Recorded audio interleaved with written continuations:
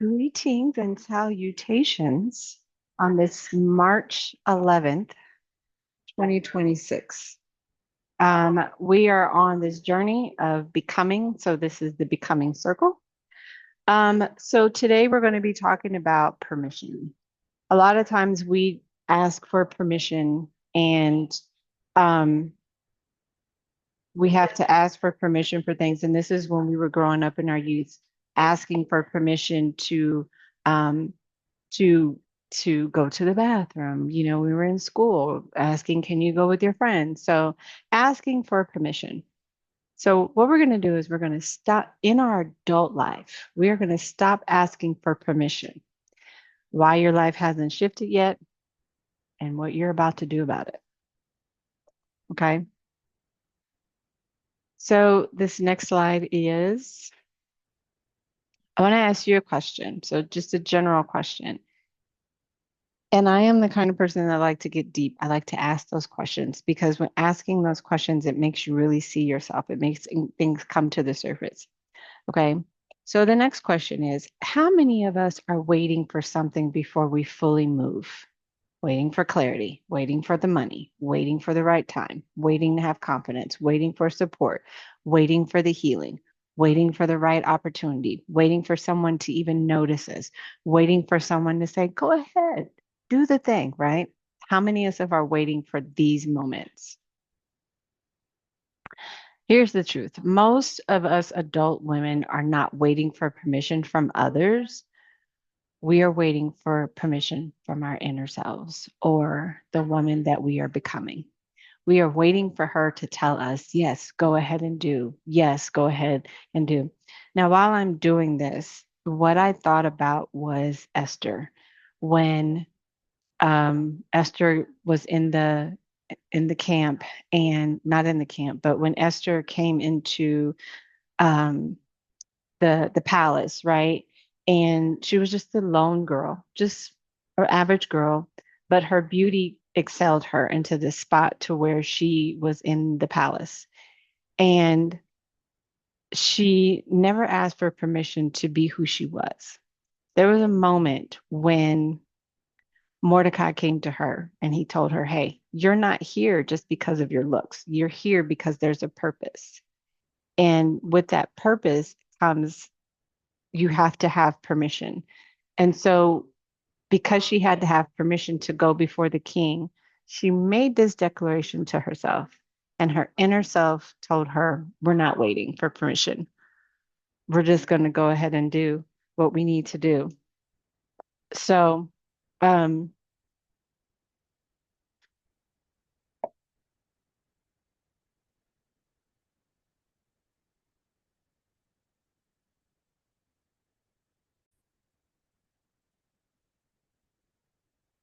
okay, sorry, I have to go back. Um, what I thought about was Esther. And so when we think about Esther, the moment that she was not waiting for permission from anyone else. She took the initiative and she went before the king because you have to have permission to go before the king. A lot of us wait for permission for us to go before God and ask God for the exact moments when we're supposed to move, to ask God for the exact moment for the money and things like that. So we're waiting on this permission. Okay. So permission to change, permission to rest, asking God for permission to want more, asking Spirit, God, whatever you want to call it, permission to say no, permission to outgrow people. You're waiting for permission to try something new, doing your business, making the business plan, um, going on a date, having that relationship, waiting on permission to tell for someone to say you don't need to carry that load, right? So as adult women, we have learned and we have been programmed to wait for permission. We're waiting for permission. We're waiting for permission for the world to tell us that we need to change, that we need to rest, that we need to want more, when to say no, when to outgrow the people. But right now, the inner part of us is saying, they're waiting for us we're waiting for the inner part of ourselves to give us that permission. Here's the teaching point. Permission is safety, is a safety strategy, okay? Waiting feels responsible. it's careful and mature, but often it's protection disguised as patience. When we're sitting around and we're waiting for things to happen, we're waiting for permission, we're waiting for the right moment for to move into something. This is just patience. This is this protection disguised as patience. I am learning that there are times where I'm showing up thinking that it's the true authenticity of who I am, but I'm realizing it's a lot of protection, especially in having relationships. You know, you've probably grown past certain things, but now it's like in this protection, I'm very careful. I think I'm being mature. I'm thinking I'm moving, safe. If I get a message in my DMs, I'm very like, I don't want to respond too fast because at this point, I don't know who I'm talking to. Catfish it's real. You know what I'm saying? So me protecting myself, it makes me feel like I'm being safe. I'm okay, right? Because if you don't move, you can't fail, right? You can't fail in a relationship. You can't fail in the business. You can't fail in the business plan. You can't fail in the idea. You can't fail in your parenting. You can't be judged. You can't be rejected. You can't lose any stability, and you don't have to disrupt anything. Everything's smooth sailing. And I think we talked about this last week where we are in the understanding that us moving in certain patterns and we get so caught up in the way things are that we're so comfortably uncomfortable, that we get comfortably uncomfortable with being the way we are. And so waiting becomes my way of staying safe, my way of being comfortably uncomfortable. But the on the other side of it, it's I'm lonely. I would love to have a relationship. I would love to have a partnership, but then I'm so careful and then I think I'm being mature. But oftentimes it's my protection is disguised as not so much as patience, but it's fear. Um, and so when we look past all of this, we don't want to narrow it down to just patience. Your protection could be disguised as fear. Your protection could be disguised as anxiety. It could be disguised as anything. And you're thinking it's, well, I'm calm. Oh, I'm peaceful. Oh, I'm just waiting for the right moment. The second one is no one is coming to hand you your life. Oh my God. That's that when I did this, I was just like, ooh, no one's coming to hand you this. This is up to you for you to build the life that you say you want. When we started out 4 years ago, all of us were in like this bottom of the barrel life and we were in the pit. And, like an Esther, we moved to the palace. But while we're in the palace, what happened? Esther got comfortable. She's like, well, I'm here. Shoot. He knows who I am. He can call me. He can do whatever. And then all of a sudden, there's this need. And the Mordecai in you is like, hey, don't get too comfortable. You're not there because you're pretty or because, you can cook food or you can make a good t-shirt or you're a good speaker or you tend to everybody's needs. Mm-mm. You're there because there's a purpose in it. Okay. From the pit to the palace is what they say, or one night with the king. You're here because no one's handing you this life. No one handed Esther this life. It was just like, here I am, right? So as children, adults guided us, but as adults, who's guiding us? This is the time that we need to learn how to parent ourselves in the parts of our lives where we weren't parented. I realized that the other day I was sitting and I realized I needed to be parented in a part of my life that I wasn't parented. So all of this learning that I'm going through is parts of my life that I wasn't parented. So now there's the moment when someone officially tells you, okay, now you can live fully. Okay, we're waiting for someone to tell us, yes, you can live your life. Go ahead. Now you can choose yourself, or now you can stop over functioning, right? Or you can pursue what you want. We're waiting for people to tell us that, but you choose. And that's scary because it becomes with the responsibility. I had a client I was talking to today, and one of the things that I've learned in what I do is people have so much going on within in their minds that just trying to put things in order, that's hard for them. And they tell you the story, and this is what we do. We tell the story, we tell the story, we tell the story. And then in hearing it, for me, I start to process. Okay, I don't need to hear all that. Let's just get things in place. I'm learning to listen to things because when you listen to a person, it really helps them navigate and guide. A lot of the times you're just making excuses because when we go back to the protection, protection feels like I'm being patient. Protection feels like I'm doing everything the right way that I'm supposed to be doing. But are you really? Okay. And so I'm talking to this girl and as you know, I end the calls and I say, all hearts and minds clear. And she said, no. And I said, what part? Tell me where I need to get to. Because it's easy for me as a person to leave you where you are. But I need to ask you, where do I need to be? Tell me where I need to be.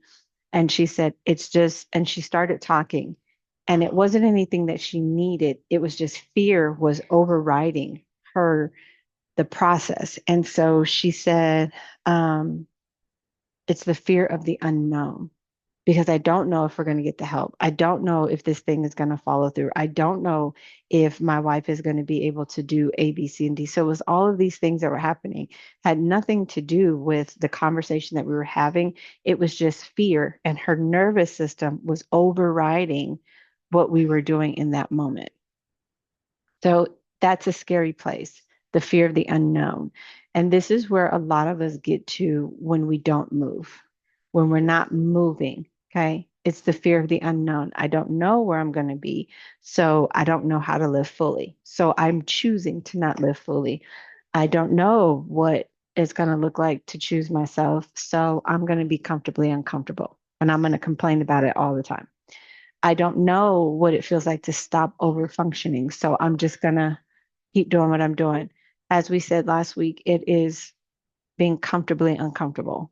We are comfortable in being so uncomfortable that when we start the process of change, it's a scary thing because I don't know what the next moment is going to be, the next minute, the next hour, the next day, the next month, the next year. I don't know what that's going to look like. And so it's scary because now you have to be responsible for you. Now you have to be responsible. The responsibility leads to accountability. Now you have to be accountable.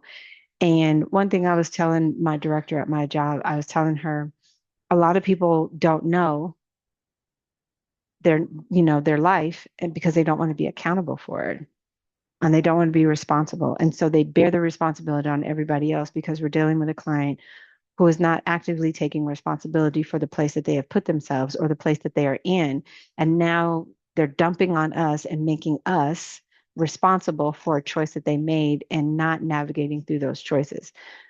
So, this is what happens in life. No one is going to hand you your life, but you're waiting for someone to give you the answers because you don't want to be responsible. You don't want to be accountable for your life. So, rather than you be responsible and accountable, you choose to just be comfortably uncomfortable. Permission comes after action. So the next step that you take is now you're taking action steps, right? We call that the Eight of Wands. Any wand in the tarot deck is action, movement, okay? The Bible also says faith without works is dead, okay? You cannot have a thing and not take action in the thing. You want to have a relationship. This is what I thought today. I was standing in my kitchen and I was like, I'm ready for a relationship. And all I heard Spirit say was, well, act like a wife. And I was like, what? I kind of sat up in my chair and I was like, what? How do I act like a wife? And I had to ask the question, how do I act like a wife? Because if I am a wife, how do I become the wife? So when we talk about actions, how do I become her? And what does a wife actually do? What does an entrepreneur do? What does a businesswoman do? What does a CEO do? What does a millionaire? When we're talking about action, what do they actually do? Oh, that's a deep question. Sit with that for a minute. If I say I want to become a millionaire, what does a millionaire do? What action steps would a millionaire do? Right? What are those steps? What's happening? And so when we're looking at those parts of it, what do they actually do? And then I have to give myself permission to become the thing that I say that I want, or the person. Most of us think once I feel confident, then I move. But confidence is a result of your movement. When you move, you become confident. When you start acting as if, or what I just heard was pretending. When children pretend, everything starts to happen in that moment. I remember when I was a little girl, I used to pretend like I was receiving awards, like I was winning Oscars because I wanted to be an actress. So I remember just sitting in my room and I would think that I was on soap operas. Soap operas were my favorite. Young and the Restless, As the World Turns. I think it was As the World Turns was my favorite.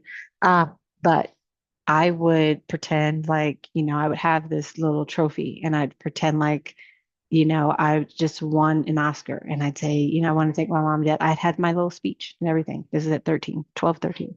So the permission comes, but it's the movement, it's the action. So when we talk about faith without works is dead, let's look up that scripture. I want to look it up really fast. And then we're going to kind of discuss that because that's where we hovered over there. We hovered. James 2 and 17, it says. So let's read that.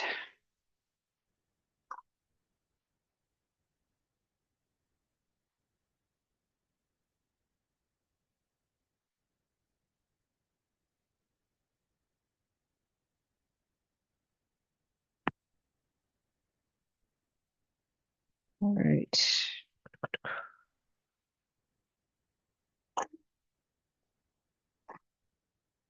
I know it's in here.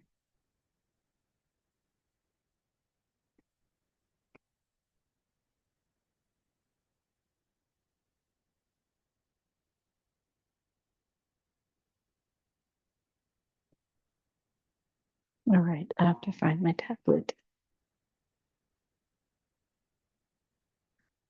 Um,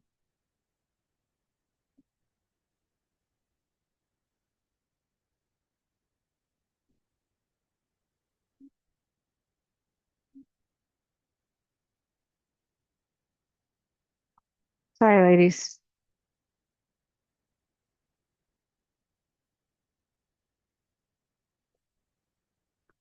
Looking it up.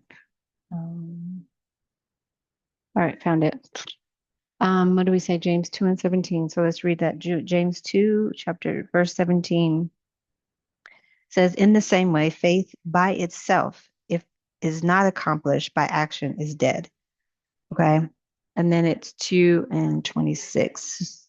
2 and 26, as the body without the spirit is dead, so faith without deeds is dead. Faith without movement is dead. Where is my tablet?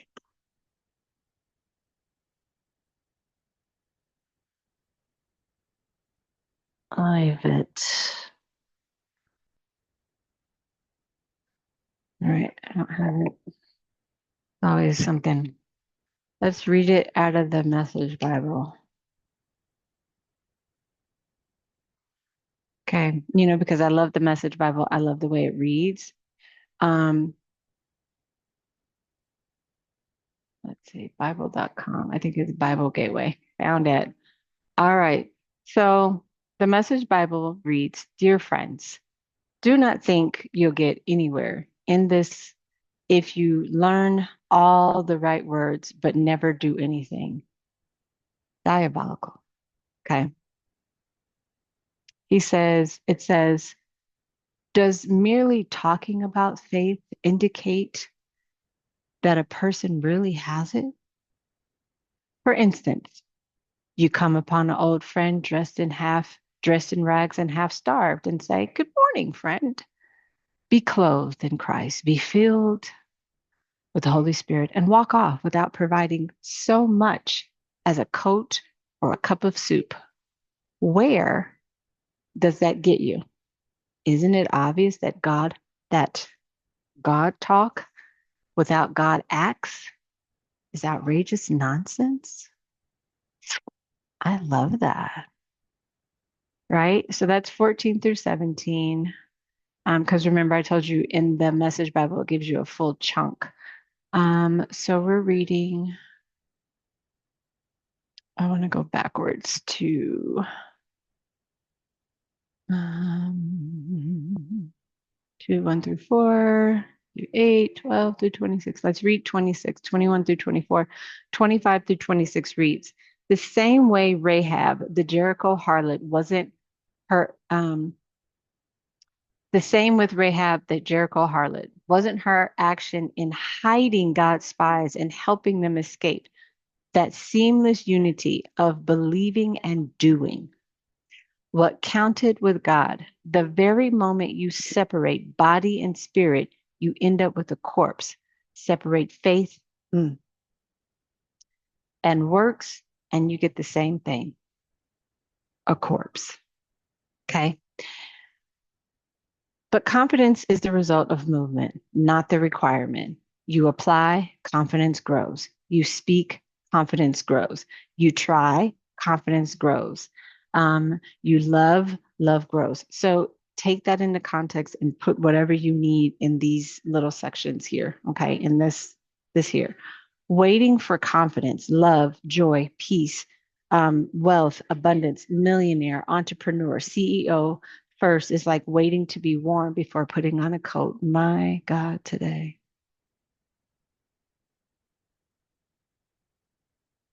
Oh, sorry.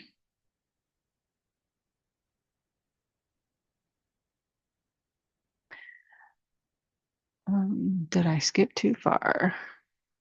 I did not. Okay. Here's our reflection. Your 10-minute exercise. And you have 10 minutes to just reflect on exactly these questions. Something that I want to keep postponing. What I tell myself I'm waiting for is what I'm actually afraid of. Okay. The smallest step I could take this week is if I give myself permission today, I would. So we're going to start your 10 minutes. Um, and this is just your reflection time. And let me get a timer. Is it 10? And it starts now.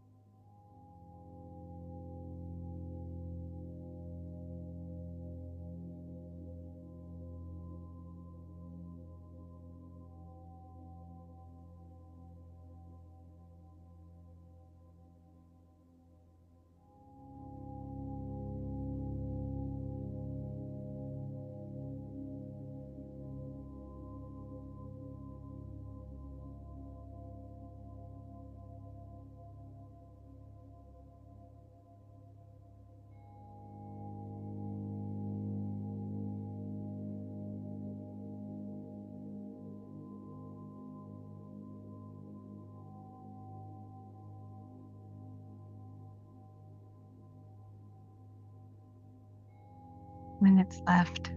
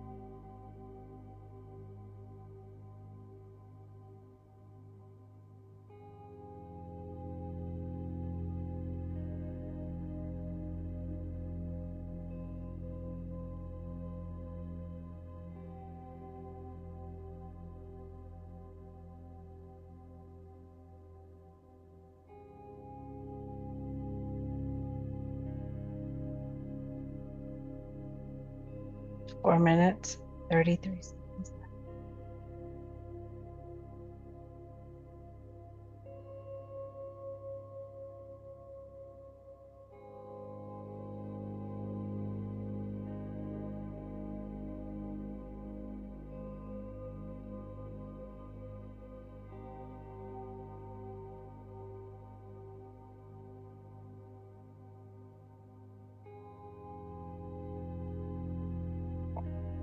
You have 4 minutes left.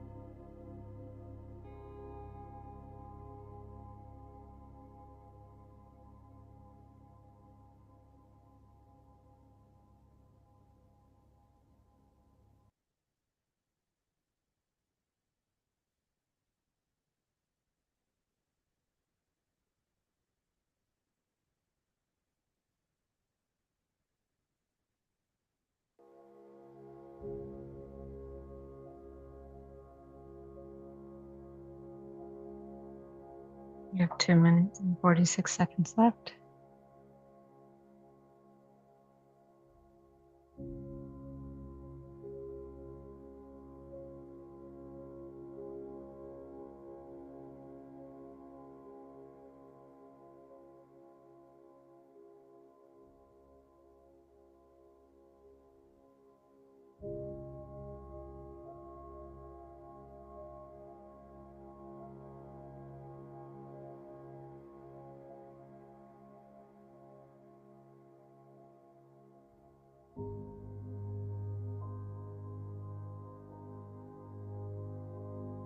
You have 2 minutes left.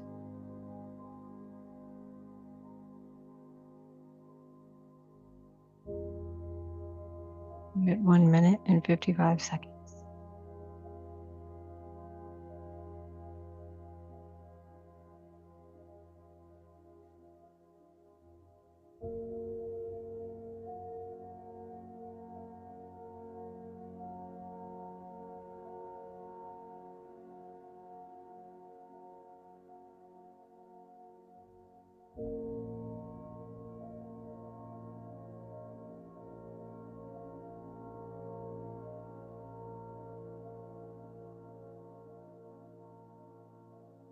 One minute and 20 seconds left.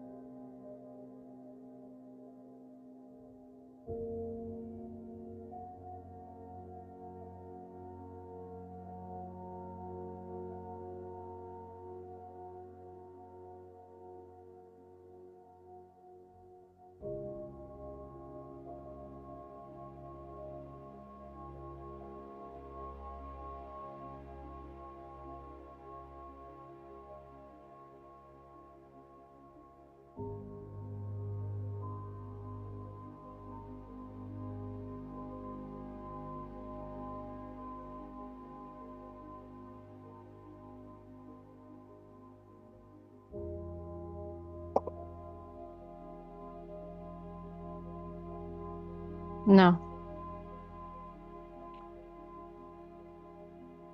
it's all right. All right, time's up.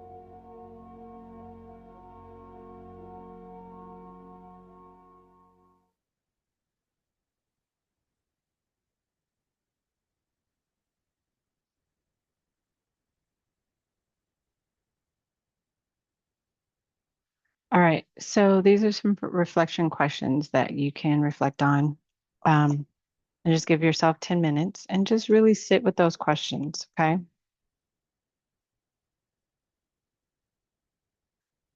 So now the question is the group share moment, and you can put your information in the comments on the YouTube channel. I would move forward if I stop waiting for blank. You can put your responses in the comments.